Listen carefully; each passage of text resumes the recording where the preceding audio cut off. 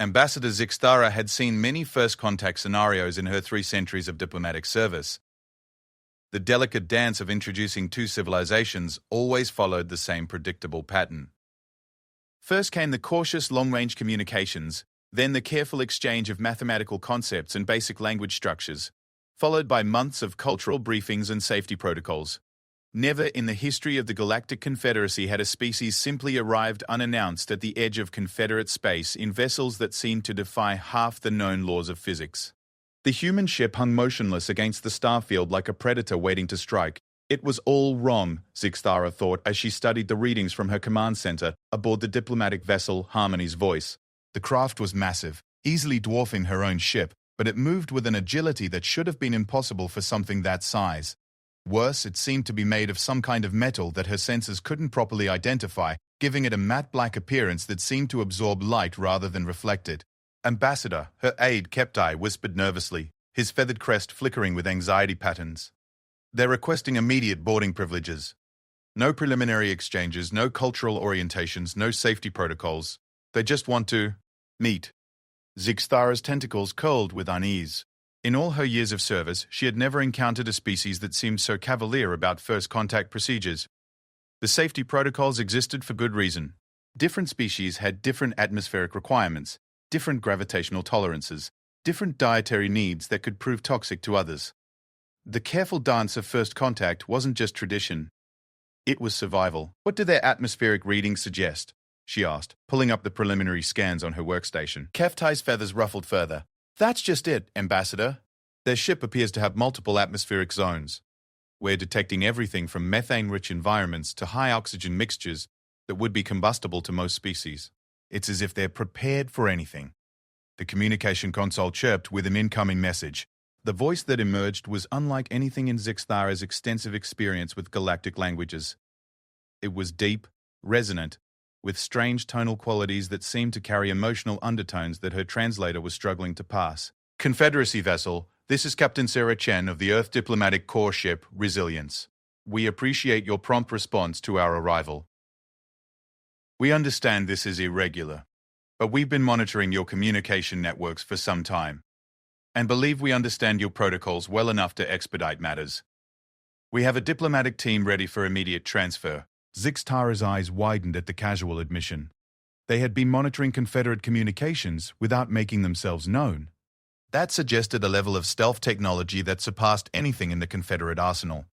More disturbing was the implication that they had been studying Confederate culture and procedures without revealing their presence.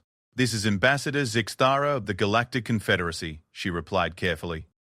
While we welcome contact with your species, surely you understand that first contact protocols exist for the safety of all parties.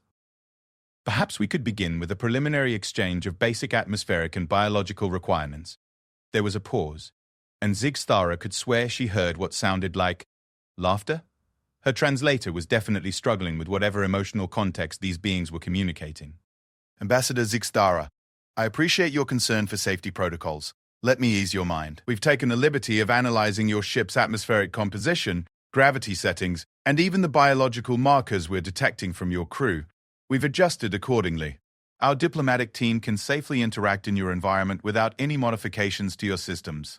The casual confidence in that statement sent a chill through Zixtara's carefully regulated emotional responses. These beings had scanned their ship thoroughly enough to determine not just atmospheric composition but biological markers. The Harmony's Voice was equipped with some of the most sophisticated defensive screening systems in the Confederacy, yet these humans spoke as if they had simply looked through their walls. Furthermore, the voice continued, we understand that your crew includes representatives from 7 different species, each with varying environmental tolerances. We've prepared accordingly for that as well. Keptai's feathers had gone completely flat against his skull, a sign of deep terror in his species. He leaned close to Zixtara and whispered, Ambassador, they know our crew composition. Information that's classified at the highest levels of Confederate intelligence. How could they possibly... Captain Chen, Zixtara interrupted, trying to maintain diplomatic composure, while her mind raced with the implications. Your capabilities seem quite, comprehensive. Might we inquire as to your species' level of technological development? Again, that sound that might have been laughter. Well, Ambassador, That's actually part of what we'd like to discuss. See, we've been listening to your various broadcast networks, and we've noticed some interesting assumptions about the relationship between environmental challenge and evolutionary development. We thought it might be educational to have a conversation about that. Educational? Zixthara felt her tentacles beginning to coil with stress. This was rapidly becoming unlike any first contact scenario in the Confederate archives. These humans were treating this meeting not as a careful diplomatic introduction between equals, but as if they were teachers preparing to correct some fundamental misconception. Very well, she said finally. We will receive your diplomatic team. However, I must insist on at least basic safety scans before allowing boarding. Of course, Ambassador. We would never want to make you uncomfortable. We'll submit to whatever scanning procedures you deem necessary. The boarding tube connected with a soft thud that resonated through the Harmony's voice in a way that made several crew members jump. Zixthara positioned herself in the main reception bay, flanked by her aide and the ship's security chief, Commander Vrexinal, whose armored carapace gleamed under the soft diplomatic lighting. The airlock cycled, and Zixthara felt her carefully prepared greeting die in her throat. The humans were terrifying, not in the way of the great predator species she had encountered in her travels, the towering Krekstar with their razor-sharp hunting instincts, or the serpentine Cylon with their hypnotic neural disruption abilities. Those species were dangerous in obvious, comprehensible ways. These humans were something else entirely. They were bipedal, roughly her own height, covered in a smooth skin that seemed almost fragile compared to her own tough hide or Keftai's protective feathers. But their eyes were the eyes of something that had spent eons as both predator and prey, forward-facing for hunting but with a constantly scanning awareness that spoke of lives spent in perpetual vigilance. And when they moved, it was with an economy of motion that suggested coiled violence held carefully in check. The lead figure stepped forward with a confident stride that made Commander Vrexisnal unconsciously shift into a defensive posture. She was tall for her species, with dark hair pulled back in a practical style and wearing what appeared to be a simple uniform of dark blue material. But there was something in the way she carried herself that reminded Zixthara of apex predators she had studied in xenobiology courses, a casual confidence that came from never having been prey to anything else. Ambassador Zixthara, the human said, extending what appeared to be a greeting gesture with her upper appendage. I'm Captain Sarah Chan. This is Dr. Ju. Marcus Webb, our xenobiologist, and Lieutenant Commander Yuki Tanaka, our cultural specialist. Zixthara extended one of her tentacles to mirror the greeting, and the moment of contact sent a shock through her system. The human's grip was firm but controlled, and she could feel the contained strength in those deceptively fragile-looking appendages.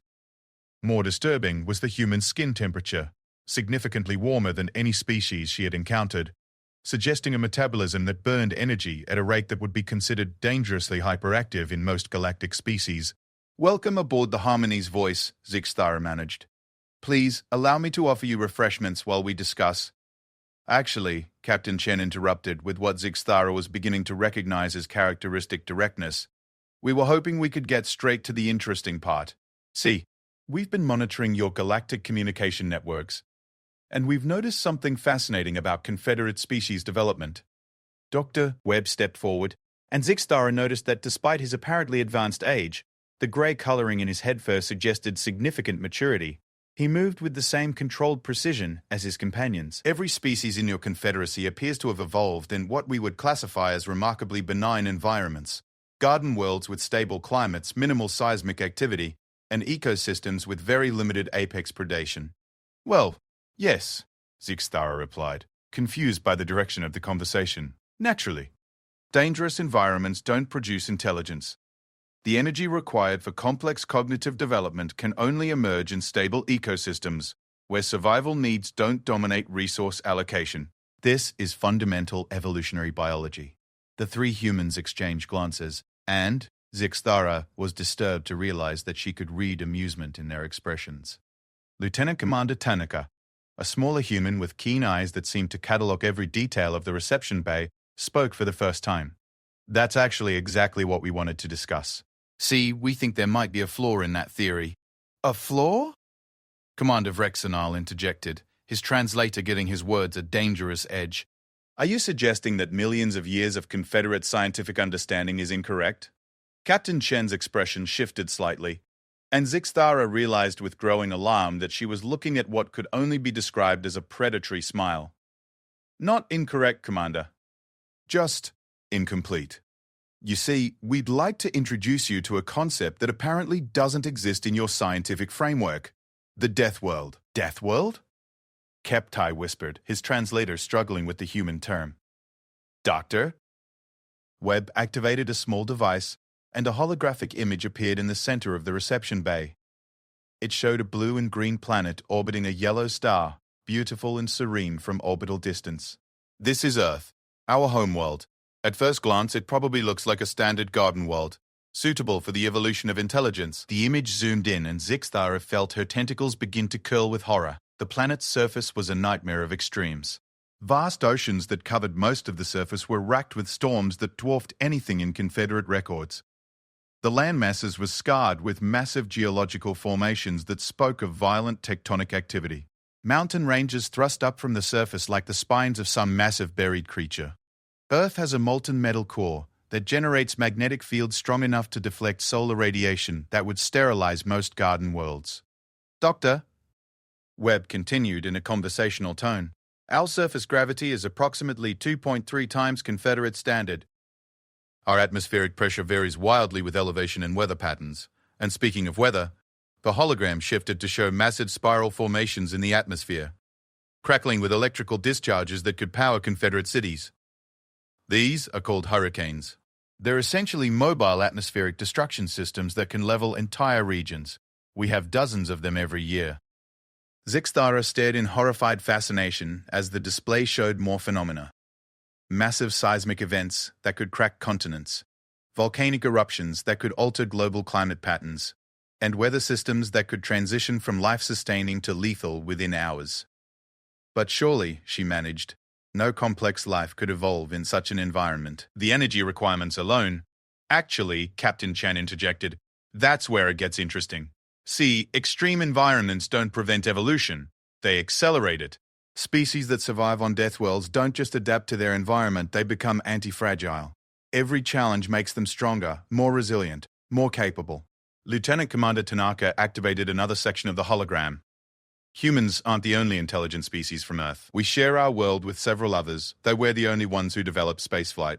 But every species on our planet had to develop capabilities that would be considered impossible by Confederate standards. The display showed creatures that defied everything Zixthara thought she knew about biology.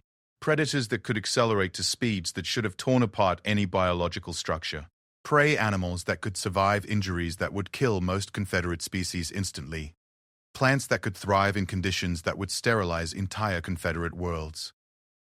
The thing about Deathworld evolution, Dr. Webb said, his tone remaining conversational despite the existential terror his words were creating, is that it doesn't just produce survivable traits, it produces redundant survival systems. Humans, for instance, can survive the loss of significant portions of our internal organs. We can adapt to atmospheric compositions that would poison most galactic species. Our immune systems are so aggressive that we're essentially walking biological warfare platforms. Commander Vrexnall's carapace had gone pale. You're saying that your species evolved specifically to survive in conditions that would kill us? Captain Chen nodded. Not just survive, Commander. Thrive. See? That's what we wanted to discuss with the Confederacy. You've built a beautiful civilization based on cooperation and mutual benefit among species that evolved in compatible environments. But the galaxy is a big place, and it's not all garden worlds. The holographic display shifted to show a star map that made Zixthara's carefully controlled emotional responses spike with alarm. Highlighted in red were thousands of systems throughout Confederate space. These are what we classify as Deathworld systems, Lieutenant Commander Tanaka explained. Worlds with extreme conditions that Confederate species have written off as uninhabitable. But from our perspective, they represent incredible opportunities. Opportunities? Keftai managed to squeak. Resources, Commander Tanaka continued. Some of the richest mineral deposits in the galaxy are found in high radiation, seismically active systems that Confederate species can't safely approach. Gas giants with atmospheric compositions that are toxic to garden world species, but perfectly breathable to death world adapted life forms. Entire regions of space that are essentially unexplored because they're considered too dangerous for civilized exploration. Doctor. Webb leaned forward slightly, and Zixthara realized that all three humans were watching her with an intensity that made her feel like prey being evaluated by predators. But more than that, Ambassador, We think the Confederacy has a problem that you might not even be aware of. What kind of problem? Zixthara asked, though part of her didn't want to know the answer. Captain Chen's expression grew serious. You've built your civilization on the assumption that the galaxy is a safe, predictable place. Your defensive systems, your exploration protocols, your resource allocation, everything is designed around the idea that the biggest threats you'll face are diplomatic misunderstandings and resource distribution challenges. That has served us well for millions of years, Commander Vrexasnal protested. On Garden Worlds, yes, Captain Chen agreed. But the galaxy is full of death worlds, and some of them have produced life forms that make humans look like gentle philosophers. We've detected at least 17 separate biosignatures in your local galactic region that suggest intelligence evolved under conditions that would challenge even our capabilities.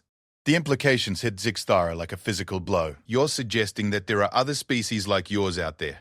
We're not suggesting it, Ambassador, Dr. Webb said quietly. We're stating it as fact, and some of them may not be as interested in friendly diplomatic contact as we are. Lieutenant Commander Tanaka activated a new section of the display, showing what appeared to be deep space sensor readings. We've been monitoring this region of space for approximately 50 of your standard years, ever since our preliminary exploration probes detected Confederate communications. What we've found suggests that your civilization has been operating under a fundamental misconception about the nature of galactic life. 3 months ago, Captain Chen continued, we detected energy signatures moving through the outer rim of Confederate space. The emission patterns suggest technology based on principles that we recognize from our own Deathworld development. Highly efficient, redundantly protected, and designed to operate in environments that would disable standard Confederate systems. Zixthara felt her world shifting around her. Everything she had believed about the nature of galactic civilization, the predictable patterns of first contact, the careful balance of the Confederacy, all of it was being turned upside down by these terrifying beings who spoke of surviving in conditions that sounded like descriptions of mythological underworlds. What are you proposing? She asked finally.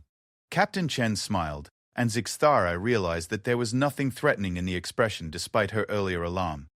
These humans might be apex predators from a nightmare world, but they were genuinely trying to help. We'd like to propose a partnership, Ambassador.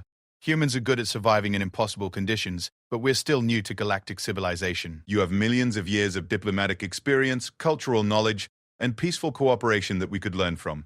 Meanwhile, we can offer capabilities that might prove useful if the galaxy turns out to be a more dangerous place than the Confederacy has prepared for. Dr. Webb nodded. Think of it as a cultural exchange program. We help you understand how Deathworld species think and operate, and you help us understand how to build the kind of lasting, peaceful relationships that have made the Confederacy so successful. Zixthara looked around at her crew, all of whom were staring at the humans with expressions that ranged from fascination to barely contained terror. The implications of what they were proposing would reshape everything the Confederacy thought it knew about the galaxy. But as she watched the 3 humans, these impossible beings who had evolved intelligence not in spite of danger but because of it, she realized that they might not have a choice. If there were other Deathworld species out there, species that might not share humanity's apparent interest in peaceful cooperation, then the Confederacy needed to understand what they were dealing with. Captain Chen, she said finally, I think we need to have a much longer conversation. The human smile broadened. We were hoping you'd say that, Ambassador. Because what we've told you so far is just the introduction. The really interesting part is what we've learnt about the other Deathworld species that are already heading this way. The emergency session of the Confederate Council had been called within 6 hours of the human delegation's arrival, an unprecedented breach of normal diplomatic procedures that spoke to the magnitude of what Ambassador Zixthara had reported. The Great Assembly Hall on Confederate Central hummed with nervous energy as representatives from 47 member species gathered to hear what many hoped would turn out to be an elaborate misunderstanding. Council Premier Vorthak, a massive crystalline being whose species had founded the Confederacy over 3 million years ago, resonated with harmonics that translated as barely contained anxiety. Ambassador Zixthara, before we hear from these humans, perhaps you could clarify the preliminary reports. Our xenobiological experts are having difficulty accepting some of the claims in your initial briefing. Zixthara stood before the assembled representatives, her tentacles moving in formal diplomatic postures despite the chaos of her thoughts. Behind her, the 3 human delegates waited with that same unsettling patience she had noticed aboard her ship. They showed no sign of being intimidated by the gathered representatives of galactic civilization, which somehow made their presence even more unnerving. Honored Premier, esteemed colleagues, she began, I have served in the diplomatic corps for over 3 centuries. I have presided over first contact with 26 different species. I have never encountered anything that has challenged my understanding of fundamental evolutionary principles the way this meeting has. A ripple of concerned harmonics passed through the assembly. Dr.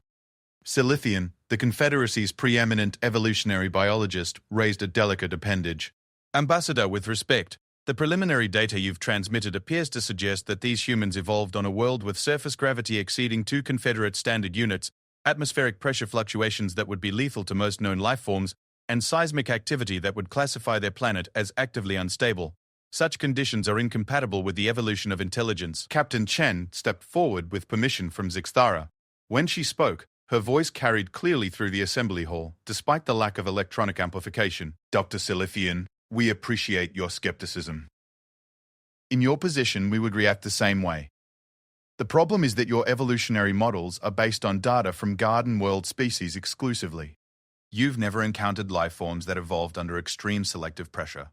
She activated a portable display device that projected a 3-dimensional model of Earth into the center of the assembly hall.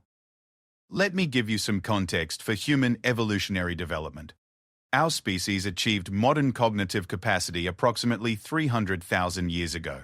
During that time, our planet has experienced 17 major extinction events, 43 ice ages, and approximately 200 supervolcanic eruptions.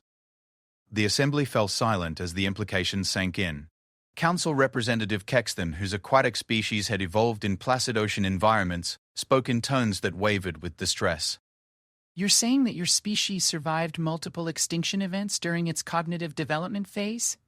Dr. Webb stepped up beside Captain Chen. Not just survived, Representative Kexton. Thrived. Each extinction event served as a selective filter, eliminating life forms that couldn't adapt quickly enough and allowing the survivors to evolve enhanced capabilities. Humans developed redundant biological systems, accelerated healing capabilities, and the ability to rapidly adapt to new environmental challenges, specifically because our planet kept trying to kill us. Lieutenant Commander Tanaka brought up a new section of the display showing human physiological data. For comparison, humans can survive in atmospheric compositions ranging from 12% to 25% oxygen content. We can function in gravity fields from 0.3 to nearly 3 times Confederate standard. Our internal temperature regulation allows us to survive in ambient conditions from -40 to +60 degrees Confederate thermal scale. That's impossible, whispered Dr. Silithian. No single species could have such environmental tolerance ranges. Unless, Captain Chen said gently, that species evolved on a world where environmental tolerance ranges weren't optional luxuries, but basic survival requirements. Premier Vorthak's crystalline structure pulsed with deep, concerned harmonics. Captain Chen, you mentioned in your preliminary discussions with Ambassador Zixthara that humanity is not the only Deathworld species you've encountered. Could you elaborate on this claim? The 3 humans exchanged glances, and Zixthara noticed that their expressions had grown more serious. Captain Chen nodded to her companions before addressing the assembly. Premier Vorthak, what I'm about to show you represents approximately 30 years of deep space reconnaissance by human exploration fleets. We've been mapping the galaxy far beyond Confederate space, cataloging systems and analyzing biosignatures. What we've discovered is that death worlds are not rare anomalies.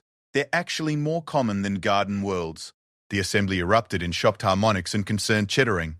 Representative Mordek of the heavily armored Truck Empire, whose species was considered among the most physically powerful in the Confederacy, stood to his impressive height. Captain, you're suggesting that the majority of habitable worlds in the galaxy are like yours? Dr. Webb shook his head. Not like ours, Representative Mordek. Much worse. Earth, as violent as it is, actually ranks somewhere in the middle range of Deathworld classifications. We've identified worlds with surface gravity exceeding 10 Confederate standard units, atmospheric compositions that are pure methane storms, and radiation levels that would sterilize Confederate ships just from proximity. Lieutenant Commander Tanaka activated a new display showing a galactic map with thousands of highlighted systems. Red systems indicate confirmed death worlds with active biosignatures. Orange systems show probable death world conditions with possible biological development. Yellow systems are borderline cases that might support limited death world evolution. The map was predominantly red and orange. The small clusters of green that indicated Confederate garden world systems looked like tiny islands scattered across a vast ocean of hostile environments. Council Representative Yelithara, whose delicate species existed primarily as energy patterns within crystalline matrices, flickered with alarm. If this data is accurate, it suggests that the Confederacy represents a small fraction of galactic life forms. That's correct, Representative Yelithara, Captain Chen confirmed. And more concerning, our long-range surveys suggest that several Deathworld species have achieved spaceflight capabilities that exceed current Confederate technology.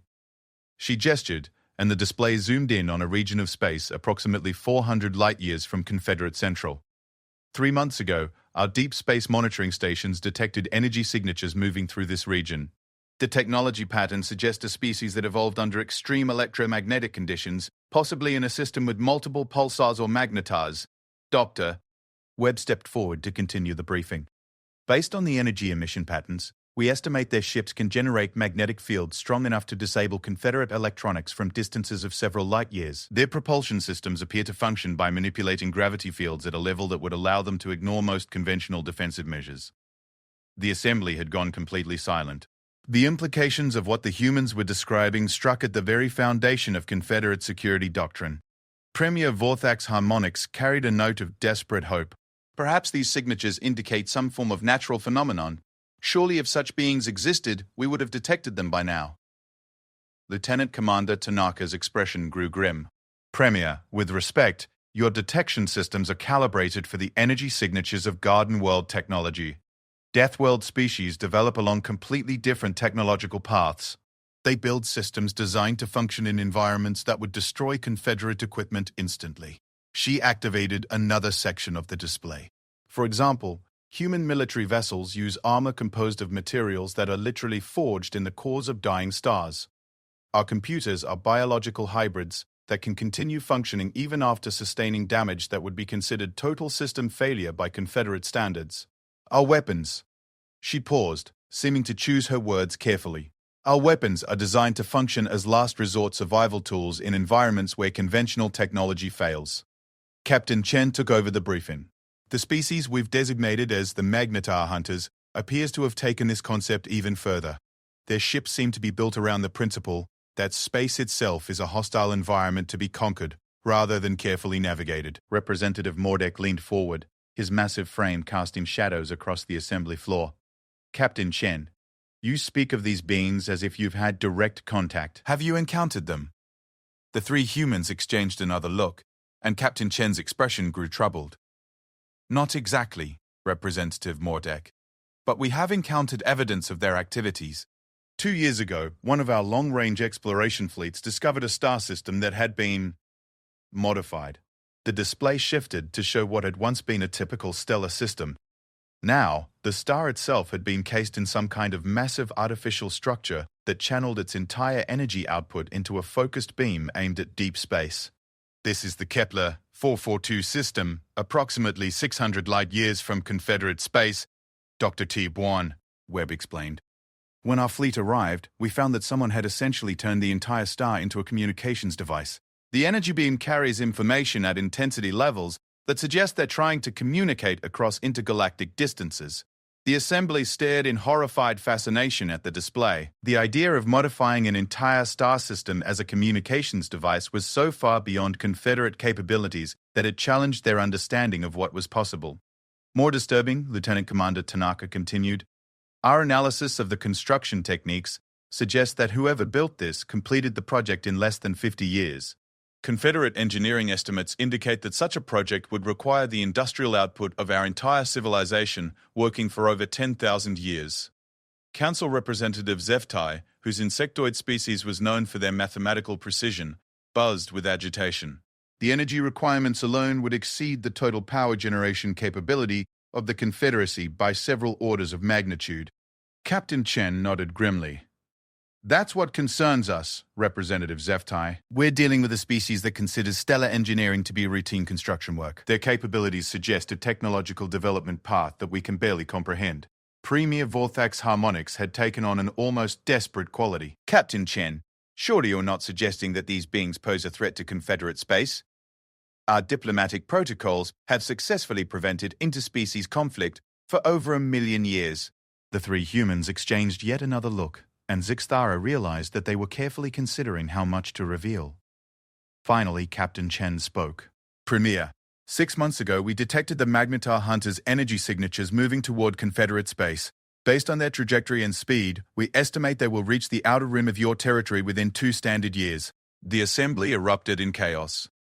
Representatives from dozens of species began speaking simultaneously, their various forms of communication creating a cacophony of alarm that threatened to overwhelm the translation systems. Captain Chen raised her voice to cut through the noise. However, we don't believe their approach is necessarily hostile.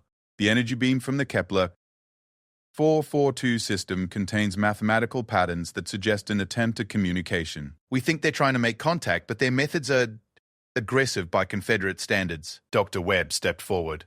The problem is that their technology is so advanced and their communication methods so alien that first contact protocols designed for garden world species are completely inadequate.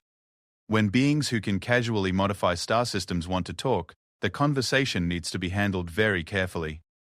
Lieutenant Commander Tanaka activated a final section of the display, showing trajectory analysis and probability matrices. But the Magnetar Hunters aren't the only concern. Our surveys have identified at least 12 other Deathworld species with apparent spaceflight capabilities in the local galactic region. Some show technology patterns that suggest they've been spacefaring for thousands of years. She highlighted different regions of the galactic map. The Ice Weavers from the Vega region appear to build their technology around manipulating molecular structures at near absolute zero temperatures. The Plasma Dancers from the galactic core seem to exist as coherent energy patterns that can survive inside stellar coronas. The Void Swimmers from the intergalactic medium have mastered technologies that allow them to travel between galaxies using dark matter manipulation. Representative Kexthen's aquatic form was trembling with distress. You're describing beings whose capabilities exceed our understanding of physics itself. Not exceed, Representative. Dr. Webb corrected gently. Expand. These species evolved in environments where the laws of physics that seem absolute to garden world civilizations are daily challenges to be overcome. They've developed technologies and capabilities that work with natural forces that Confederate science considers theoretical impossibilities. Captain Chen stepped to the center of the assembly. Premier Vorthak, esteemed representatives, we're not here to frighten you. We're here because we believe that the galaxy is about to become a much more complex and dangerous place than the Confederacy is prepared for. But we also believe that with proper preparation and cooperation, this could become an opportunity rather than a catastrophe. Premier Vorthak's crystalline structure pulsed with slow, contemplative harmonics. Captain Chen, what exactly are you proposing? A partnership, Premier.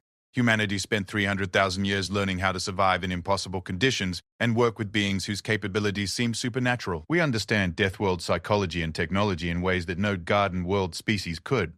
Meanwhile, the Confederacy has spent millions of years perfecting the art of peaceful cooperation and diplomatic resolution. She gestured to encompass the entire assembly. Separately, we're both incomplete. Garden world civilizations are unprepared for the realities of Deathworld contact, and Deathworld species often lack the cultural frameworks for peaceful coexistence. Together, we might be able to bridge that gap. Lieutenant Commander Tanaka nodded.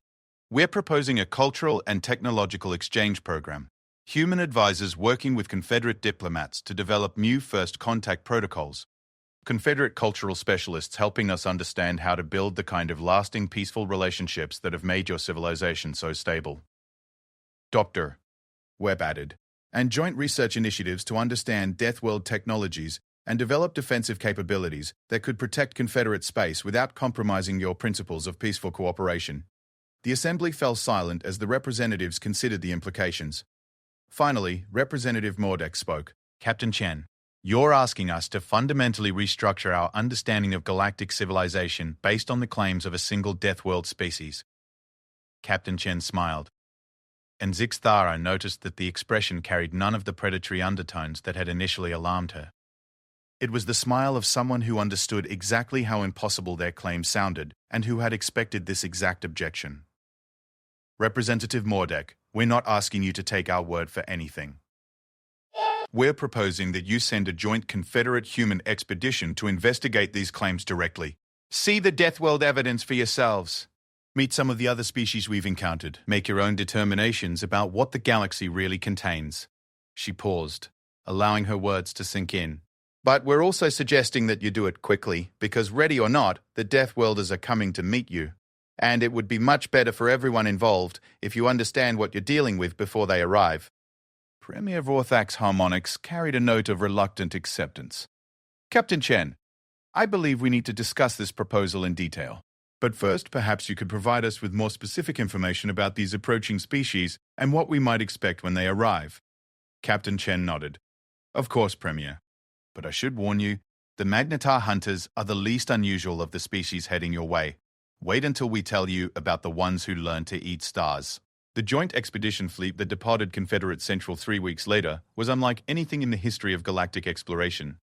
The Confederate vessel, Harmony's Light, had been retrofitted with human technology that made several Confederate engineers physically ill to contemplate. Armor plating that could allegedly withstand direct stellar radiation, navigation systems that functioned by reading gravitational distortions, and communication arrays that used quantum entanglement in ways that violated several fundamental principles of Confederate physics. Dr.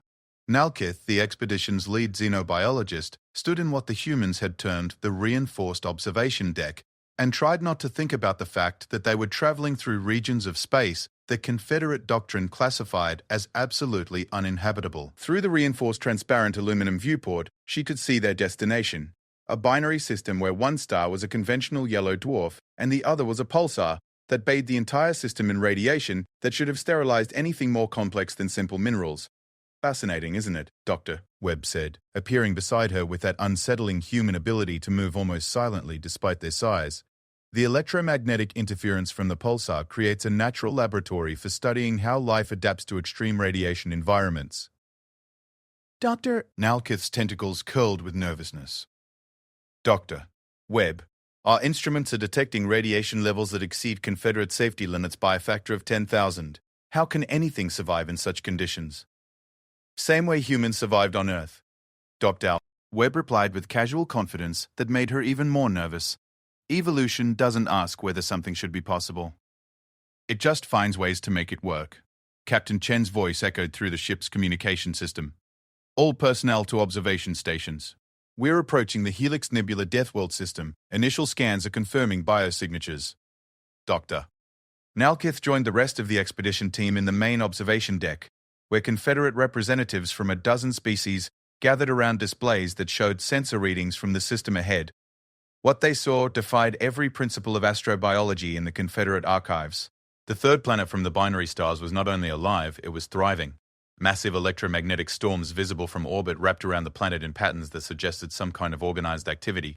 The atmospheric composition readings showed impossible chemical combinations that should have been either explosive or toxic to any conceivable life form. Commander Siltex, the expedition's military attaché, studied the readings with growing alarm. Captain Chen, these energy patterns suggest significant industrial activity on the planetary surface. Are we looking at a technological civilization? Lieutenant Commander Tanaka nodded from her position at the human sensor station. More than that, Commander, we're looking at a technological civilization that uses the planet's radiation environment as a power source. Those electromagnetic storms aren't natural weather patterns, they're controlled energy distribution systems. The implications hit the Confederate team like a physical blow. They were looking at a species that had not just survived in conditions that would kill Confederate citizens instantly, but had built an entire technological infrastructure around harnessing those same deadly conditions for industrial purposes. Incredible, whispered Dr. Ken. Silithian, the Confederate expedition's evolutionary specialist. They're using the pulsar radiation as a primary energy source. The entire planet appears to be essentially a vast electromagnetic collection and distribution system. Dr. Webb brought up detailed scans of the planetary surface. This is what we call a Class Alpha Deathworld civilization. They've moved beyond simply surviving in their extreme environment to actually requiring it for their technological base. Those beings probably can't survive in normal stellar conditions any more than Confederate species could survive on their world. As if summoned by their discussion, the ship's communication systems activated with an incoming transmission. The signal that emerged was unlike anything the Confederate team had ever encountered. It sounded like controlled electromagnetic static mixed with harmonic patterns that seemed to bypass the auditory centers and speak directly to their nervous systems. Captain Chen activated the human translation systems. Unknown vessel in Helix Nebula space. This is Pulsinger Kethmore of the Storm Riders. Your energy signature indicates Garden World origins. We are curious about your presence in our radiation fields. The voice, when translated, carried undertones that suggested a being whose very existence was tied to electromagnetic energy in ways that organic life shouldn't have been able to achieve. Dr. Nolkith found herself wondering if they were speaking to a biological entity or some kind of living energy pattern. Captain Chen activated the communication array. Pulse Singer Cathmore, this is Captain Sarah Chen of the Joint Confederate Human Expedition Vessel, Harmony's Light. We are honored to make contact with the Storm Riders. We come seeking understanding of Deathworld civilizations and their place in the galaxy. There was a pause, and then something extraordinary happened. The electromagnetic storms on the planet below began to shift and reorganize themselves into clearly artificial patterns. The entire planetary energy distribution system was being reconfigured to create what could only be described as a massive communications array. Garden world beings seeking to understand the Storm Riders, Pulse Singer Cathmore replied. And Dr. Nalkith could swear she heard amusement in the translated voice.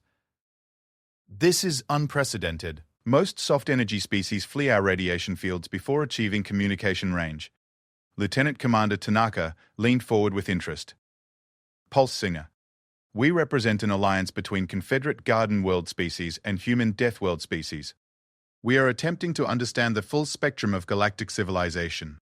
Humans, the Storm Rider responded, and the electromagnetic patterns on the planet below shifted into configurations that somehow conveyed recognition. Yes, we have detected your energy signatures in the deep void. Your species shows promise for survival in the true galaxy. But these others, how do such fragile beings exist beyond their birth worlds?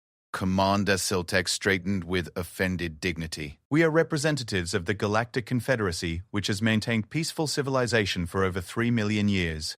The electromagnetic laughter that emerged from the communication array was unlike anything the Confederate team had ever experienced. It was the sound of a being whose existence was so fundamentally different from their own that the very concept of what they considered civilization was amusing.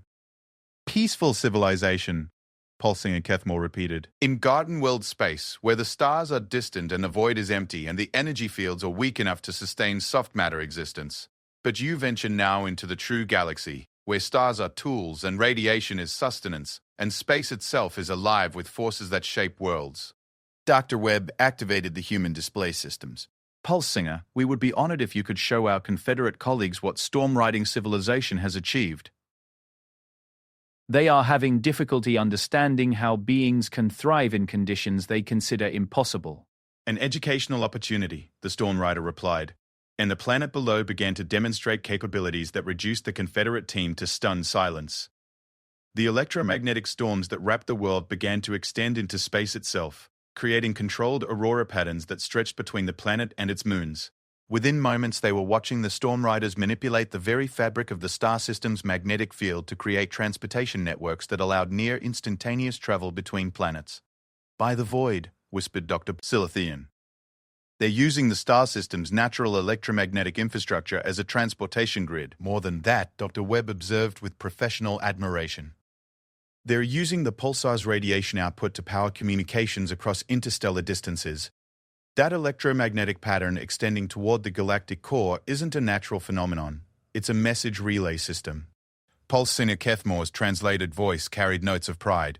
The Storm Riders speak to the galaxy singers who circle the Great Dark Heart, and to the void dancers who swim the empty spaces between island worlds. The true galaxy is connected by forces that soft energy beings cannot perceive.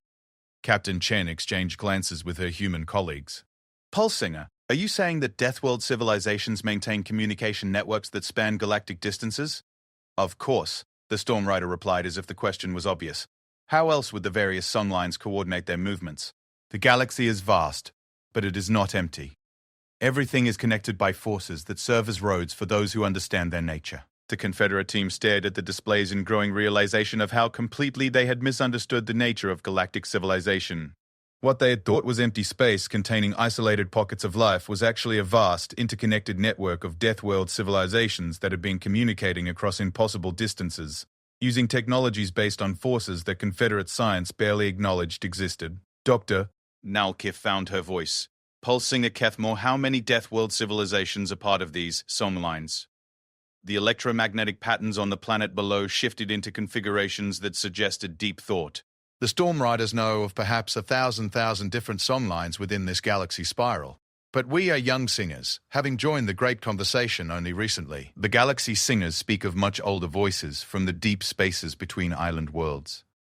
Commander Siltex's carapace had gone pale. 1,000,000 Deathworld civilizations? In this galaxy alone. Perhaps more, Pulse Singer Cathmore confirmed. The true galaxy is vast and ancient, and life finds ways to exist in conditions that challenge the imagination. But come, if you would understand the Storm Riders, you must see how we shape the forces of our world. What followed was a demonstration that shattered every preconception the Confederate team had about the limits of biological possibility. They watched beings of living electromagnetic energy dance through radiation fields that would have instantly killed any garden world species. They saw industrial processes that used controlled stellar flares as manufacturing tools. They witnessed architectural projects that spanned entire continents and were powered by tapping directly into the planet's magnetic field. This is impossible, Dr. Silithian whispered. Watching Storm Rider cities that existed as patterns of urbanized energy flowing through crystalline structures that channeled electromagnetic force like water through pipes. Only from a garden world perspective, Dr. Chris, Webb replied gently. From a Deathworld perspective, this is just highly sophisticated environmental adaptation. The Storm Riders haven't conquered their environment.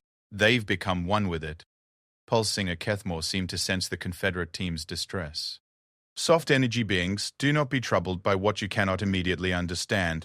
The Storm Riders do not expect garden world species to comprehend our ways, any more than we fully understand how beings can exist in the weak force regions where stars are distant and energy flows are gentle. Captain Chen stepped forward. Pulse Singer, we are hoping to facilitate communication between Deathworld and Garden World civilizations. The Confederate species have much to offer in terms of diplomatic cooperation and peaceful coexistence. And what would Garden World beings offer to the true galaxy?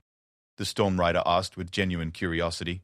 Lieutenant Commander Tanaka activated displays showing Confederate achievements. 3 million years of peaceful cooperation between dozens of different species. Diplomatic frameworks that have prevented interspecies conflicts. Cultural exchange programs that have enriched every member civilization. The electromagnetic patterns on the planet below shifted into configurations that suggested intense interest. Peaceful cooperation. This is a concept that challenges Storm Rider understanding. In the true galaxy, survival requires constant adaptation to forces that would destroy the unwary. How do soft energy beings maintain cooperation when not faced with immediate threats to existence? Dr. Jeremy Distic. Nalkith found herself stepping forward, her scientific curiosity overcoming her terror.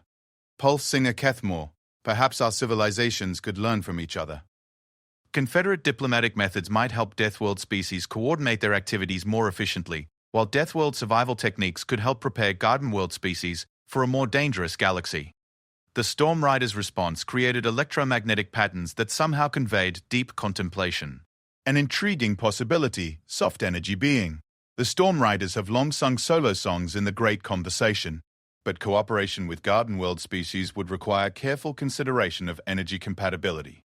Captain Chen nodded. We understand the challenges, Pulse Singer, but we believe that with proper preparation and mutual understanding, such cooperation could benefit all involved. Perhaps. Pulse Singer Cathmore agreed, but first, you must understand the nature of the forces that approach your Garden World territories. The songlines speak of the deep singers who wake in the dark spaces between galaxies. Ancient voices that have been silent for eons are beginning to join the great conversation once more.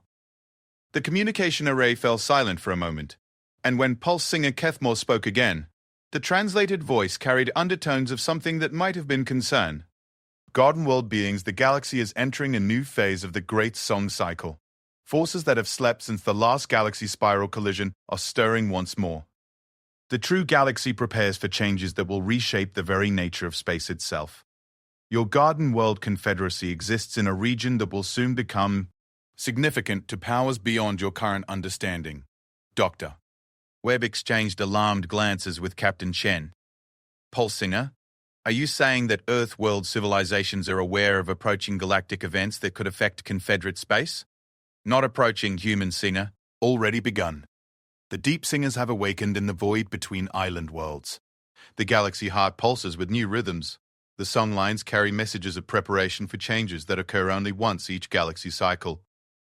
The electromagnetic storms on the planet below began to form patterns that somehow conveyed urgency despite the alien nature of the communication method. You must understand, soft energy beings, that your confederacy has existed during what the ancient songs call the quiet time, when the galaxy rests between great changes.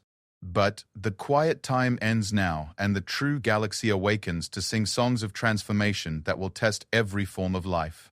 Commander Siltax leaned forward with growing alarm. What kind of changes, Pulse Singer? The kind that created the Deathworlds in the first place, Commander Being. Forces that shape stars and bend space and wake sleeping powers in the deep void. The galaxy itself is about to remember what it means to be alive.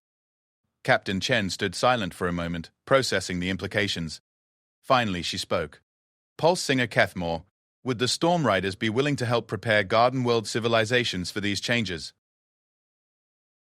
The electromagnetic laughter returned, but this time it carried notes of genuine affection rather than amusement. Human Singer, you continue to surprise with your survival instincts. Yes, the Storm Riders would consider such cooperation. But you must understand that preparation for galaxy change requires transformation that soft energy beings may find challenging. What kind of transformation? Doctor, Nalkith asked, though part of her already dreaded the answer. The kind that turns garden worlds into death worlds. Soft energy being. The galaxy is about to teach your confederacy what it truly means to survive. The emergency evacuation of Kepler Prime, one of the Confederacy's most established garden worlds, began exactly 18 standard days after the expedition's return from Storm Rider territory. Dr. Nalkith stood in the Evacuation Coordination Center aboard Confederate Central, watching real-time sensor feeds that showed her homeworld transforming before her eyes in ways that defied every principle of stable planetary evolution. The stellar output has increased by 12% in the past 6 hours, reported Chief Science Officer Vexelin, his normally calm demeanor cracking under the strain of what they were witnessing. But that's not the worst part. The star's magnetic field is restructuring itself in patterns that match theoretical models for controlled stellar manipulation. Captain Chen studied the displays with the focused intensity that Dr. Nalkith had learned to associate with humans processing impossible threats. It's not random stellar instability. Someone is deliberately modifying the star's output characteristics. Premier Vorthak's crystalline structure resonated with harmonics of barely controlled panic. Captain Chen, are you suggesting that some entity is deliberately destabilizing Confederate worlds? Dr. Webb, who had spent the past weeks working with Confederate scientists to analyze the data from their Deathworld encounters, shook his head. Not destabilizing, Premier. Upgrading. The energy pattern modifications we're seeing match Storm Rider descriptions of galaxy cycle preparation protocols. Upgrading? Dr. Silithian's voice carried notes of horrified confusion. You're saying that someone is intentionally transforming garden worlds into death worlds? Lieutenant Commander Tanaka activated a galactic display that showed energy signature changes across a dozen Confederate systems. Not someone, Dr. Silithian. Something much larger. The modifications we're detecting aren't coming from ships or space-based installations. They're coming from the galactic core itself. The display zoomed in to show the supermassive black hole at the galaxy's center, surrounded by energy patterns that pulsed with clearly artificial rhythms. What we're looking at appears to be the activation of some kind of galactic-scale infrastructure system that's been dormant for millions of years. Council Representative Mordek stood to his full imposing height, his armored carapace gleaming under the emergency lighting. You're describing something that manages entire galaxies as if they were, what? Tools? Captain Chen nodded grimly. Representative Mordek, remember what Pulse Singer Kethmore told us. Deathworld civilizations don't just adapt to extreme environments. They eventually learn to create and control them. We think we're seeing evidence of a civilization that's advanced far enough to use entire galaxies as managed systems. But who? Premier Vorthak's harmonics carried desperate confusion. Who could possess such capabilities? Dr. Webb brought up new data streams that made the assembled Confederate representatives recoil with instinctive fear. According to the Storm Rider communication networks, they call them the Deep Singers. Apparently, they're a collective of ancient Deathworld civilizations that achieved transcendence sometime during the last galactic merger event approximately 4 billion years ago. 4 billion years, whispered Dr. Nalkith, trying to comprehend the implications. They've been managing galactic evolution for longer than most Confederate worlds have existed. And apparently, Lieutenant Commander Tanaka continued, Galaxy management requires periodic upgrades to keep stellar systems functioning optimally. What we call the galaxy cycle is actually a maintenance routine that occurs approximately every 500 million years. The communication console activated with an incoming transmission from the Storm Rider network. Pulse singer Kethmore's translated voice carried undertones of urgent concern.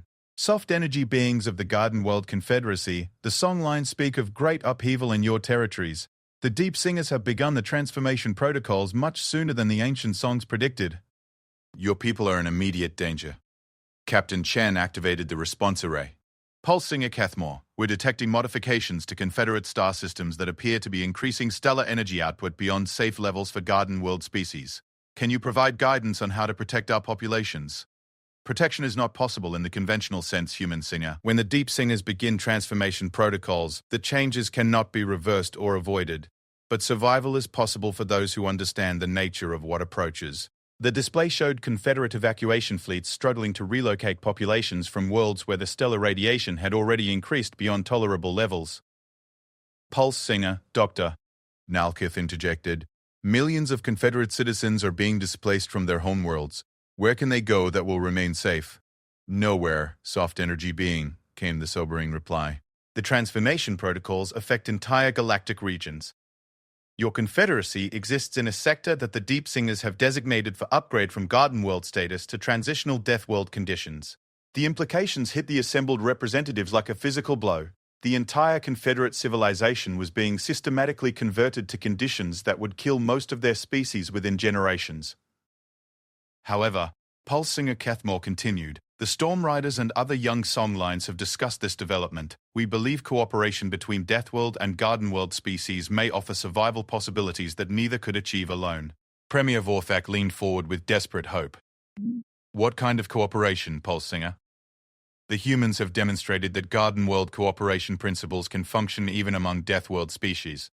Meanwhile, Storm Rider transformation technologies could potentially allow Garden World beings to adapt to transitional Deathworld conditions without losing their essential nature. Dr. Webb exchanged glances with his human colleagues.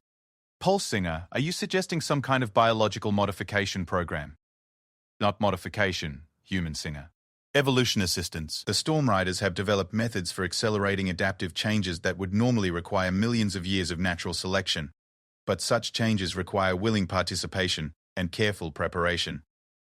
Captain Chen stepped forward. What would such preparation involve? The response came not just from Pulse singer Kethmore, but from multiple Storm Rider voices speaking in harmonic patterns that created a chorus of electromagnetic communication. First, soft energy beings must abandon attachment to Garden World environmental comfort. The transformed galaxy will not accommodate species that cannot adapt to changing conditions. Second, Garden World cooperation principles must be expanded to include cooperation with forces and entities that Garden World beings currently consider impossible or dangerous. Third, Garden World beings must learn to think in terms of galactic timescales and galactic scope challenges. The transformed galaxy operates according to rhythms that span millions of years and affect billions of star systems simultaneously. Dr. Nolkith felt her worldview shifting once again as she processed what the Storm Riders were proposing. You're asking us to fundamentally transform our civilization to survive in a galaxy that's being deliberately modified by entities we can barely comprehend. We ask nothing. Soft energy being, Pulse singer Kethmore replied gently. We observe what the galaxy itself demands. The Deep Singers care nothing for the preferences of young species. They manage galactic evolution according to principles that operate beyond individual survival concerns. Lieutenant Commander Tanaka brought up new displays showing the rate of change across Confederate space. Premier Vorthak, based on current transformation rates, we estimate that Garden World conditions will be unsustainable across most Confederate territory within 50 standard years. Commander Siltex studied the projections with military precision. And if we implement the Storm Rider cooperation protocols? Unknown but promising, Captain Chen replied. Human Deathworld adaptation techniques combined with Confederate cooperation frameworks might create survival strategies that neither could develop independently. But it would require unprecedented levels of interspecies coordination and mutual trust. Premier Vorthak's crystalline structure pulsed with slow, contemplative harmonics. Captain Chen, you're proposing that we essentially merge our civilization with Deathworld species to survive changes that are beyond our control. Not merge, Premier. evolve together. Captain Chen activated displays showing theoretical frameworks that human and Confederate scientists had developed during their collaboration. Garden World diplomatic methods could help coordinate the activities of multiple Deathworld species. Meanwhile, Deathworld survival technologies could help Garden World species adapt to the changing galactic environment. Dr. Webb stepped forward to continue the presentation. We've identified several key areas where cooperation could be mutually beneficial. Confederate diplomatic protocols could help establish communication and coordination networks between Deathworld civilizations that have historically operated independently. Meanwhile, Lieutenant Commander Tanaka added, Deathworld species have access to resources and technologies that could help Confederate populations survive in conditions that are impossible under current Garden World limitations. Pulse singer Kethmore's voice rejoined the conversation. The Storm Riders have consulted with other songlines regarding this cooperation proposal. There is significant interest in exploring such possibilities, but soft energy beings must understand that cooperation with Deathworld civilizations requires accepting capabilities and perspectives that will fundamentally change Garden World society. What kind of changes? Doctor, Silithian asked, though her tone suggested she dreaded the answer. The kind that turn Garden World beings into something new, came the reply. Not Deathworlders, but not Garden Worlders either. Something that can survive in a galaxy where the distinction between the two becomes meaningless. The communication array fell silent as the assembled representatives contemplated what was being proposed. Doctor. Nalkith found herself thinking about her homeworld, now evacuated and uninhabitable, and the millions of Confederate citizens who faced the same displacement as galactic forces beyond their comprehension reshaped their entire civilization. Finally, Premier Vorthak spoke. Pulse Singer Kethmore, if we agree to this cooperation, what would the implementation process involve? First phase would involve establishing permanent cultural and technological exchange programs between Confederate and Deathworld species. Garden World beings would need to spend time in transitional Deathworld environments to begin adaptive conditioning. Second phase would involve joint development of survival technologies that combine Garden World resource efficiency with Deathworld environmental resilience. Third phase would involve integration of Confederate diplomatic networks with Deathworld songline communication systems to create a unified civilization capable of functioning in the transformed galaxy. Commander Mordek leaned back in contemplation. And if we refuse? The electromagnetic patterns that emerged from the Storm Rider communication array conveyed something that was unmistakably sadness. Then Garden World civilization ends when the transformation protocols are completed, and the galaxy continues its evolution without you. Captain Chen stepped to the center of the assembly.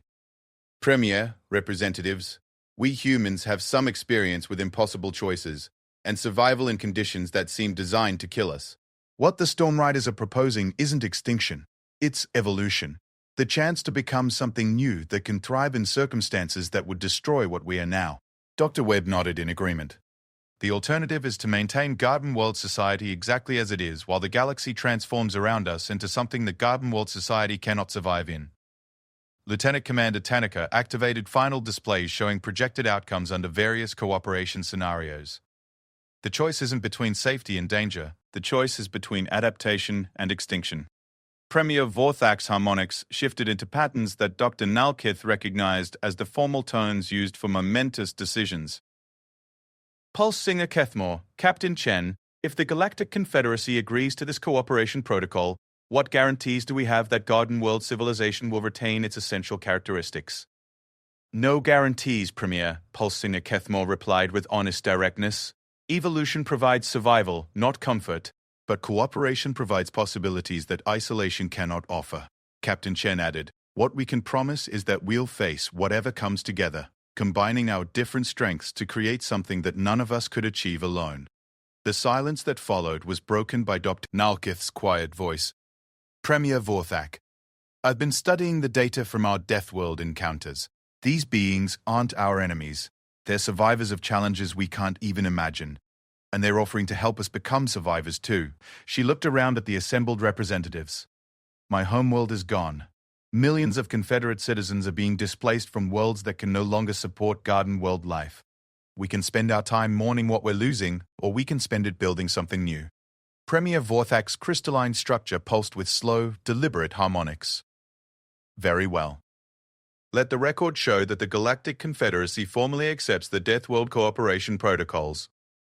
May whatever we become be worthy of what we have been. Pulse singer Kethmore's response carried harmonics of what could only be described as joy. Then, let the great transformation begin. Soft energy singers. The galaxy awaits what we will become together.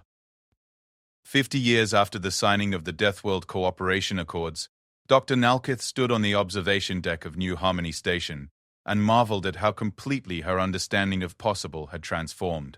The station itself existed in the corona of a red giant star, its biocrystalline hull designed by Storm Rider engineers and grown using Confederate biotechnology. Through the electromagnetic shielding that made the observation deck possible, she could see the impossible beauty of a civilization that had learned to thrive in the heart of stellar fire. The being who joined her at the viewport was no longer entirely recognizable as the Dr. Silithian she had known before the transformation. 50 years of gradual adaptation to transitional Deathworld conditions had changed the elderly scientist in ways that would have terrified their younger selves. Her delicate features had been enhanced with Storm Rider bioelectrical modifications that allowed her to perceive and interact with electromagnetic fields directly.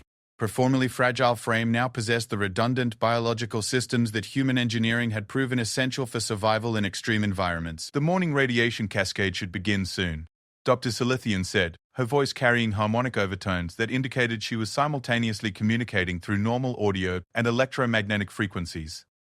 The deep singers have been adjusting the stellar output patterns to accommodate the new hybrid singer colonies.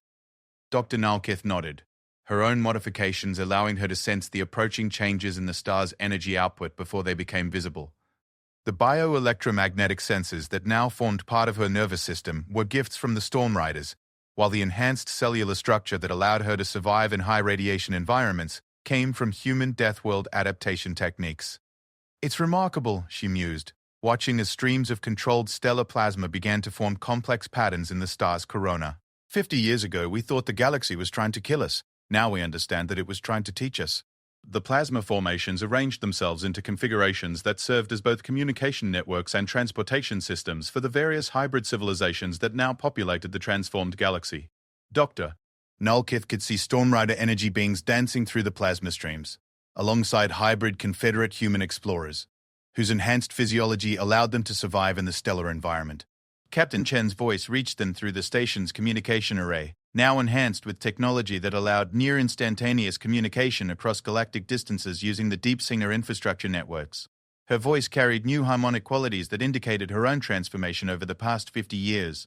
Dr. Nalkith, Dr. Silithian, we're receiving reports from the Frontier Integration Teams. The Magnetar Hunters have agreed to join the cooperative song lines, and they're sharing their stellar manipulation technologies with the human Confederate engineering groups. Dr. Nalkith smiled, an expression that was now enhanced by bioluminescent patterns that conveyed emotional states through light as well as facial expression. Excellent news, Captain. How are the negotiations proceeding with the Ice Weavers? Better than expected, Captain Chen replied, and Dr. Nalkith could hear the satisfaction in her voice. It turns out that Confederate diplomatic protocols work remarkably well with species that manipulate matter at the molecular level. The cultural exchange programs have been so successful that they're requesting permanent embassy stations in the Vega region. Dr. Silithian activated the station's long-range sensors, which now incorporated technology from 17 different Deathworld civilizations. The Galactic Integration Project reports are quite encouraging. We now have successful cooperation protocols established with over 300 different Deathworld species, and the hybrid colonies are thriving in environments that would have been impossible for either Garden World or traditional Deathworld civilizations. Through the observation ports, they could see one of those hybrid colonies in action. New Kepler was built around the remains of Dr. Nalkith's original homeworld, now transformed into something that defied traditional categories. The planet's surface had been restructured using Storm Rider, electromagnetic manipulation techniques, Confederate bioengineering methods, and human resilience technologies to create an environment that could support multiple types of life simultaneously. Crystalline structures that housed traditional Confederate species rose from the surface alongside bioelectric installations where Storm Rider entities could exist comfortably. Human-designed adaptive habitats allowed for gradual transitional conditioning, helping Garden World species slowly adapt to Deathworld conditions without losing their essential characteristics. The entire planetary system was connected by communication networks that used quantum entanglement principles developed by the Deep Singers themselves. Incoming transmission from the Deep Singer network, announced the station's communication system. using harmonic patterns that had become familiar over the past decades of increasing contact with the galactic managers. The voice that emerged was unlike anything from the early contact days. The deep singers had learned to communicate in frequencies and patterns that hybrid civilizations could comprehend, while the hybrid species had developed the capability to perceive communications that operated on galactic scales. Hybrid singers of the Solar Cooperation Network, the deep singers said, using the designation that had evolved to describe the unprecedented alliance between Garden World and Deathworld civilizations. The Galactic Transformation Protocols have achieved successful implementation in Sector 7739. Your cooperation methodologies have exceeded optimization parameters. Dr. Nulkith felt a warm glow of pride that was enhanced by her bioelectric modifications. Deep Singer, we are honored by your assessment. The cooperation between our species has produced results that none of us could have achieved independently. Correct assessment, Hybrid Singer Nulkith. Your integration of Garden World cooperation principles with Deathworld survival capabilities has created methodologies that the Deep Singers will incorporate into future galactic transformation protocols. Dr. Silithian leaned forward with interest.